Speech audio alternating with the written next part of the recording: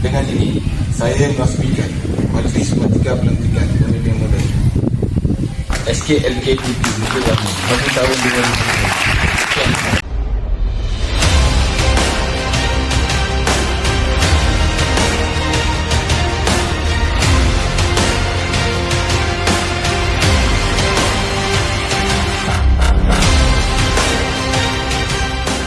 Assalamualaikum warahmatullahi wabarakatuh.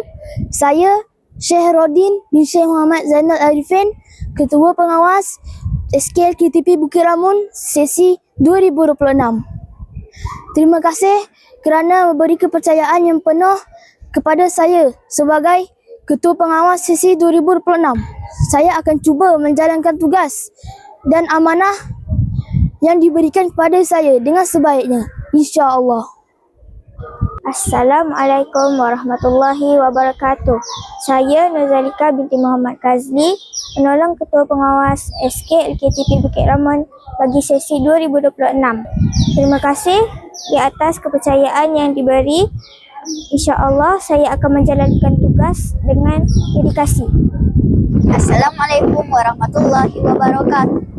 Saya Nur Zafra Zahra binti Muhammad, Ketua Pengawas Pusat Sumber SKLKTP Bukit Ramon bagi sesi 2026. Terima kasih atas kepercayaan yang telah diberikan kepada saya. InsyaAllah, saya akan menjalankan tugas dengan penuh amanah. Terima kasih. Assalamualaikum warahmatullahi wabarakatuh. Nama saya Mustaqim Nur Azman. Saya penolong pengawas Pusat Sumber Sekolah tahun 2026. Terima kasih atas kepercayaan yang diberikan kepada saya.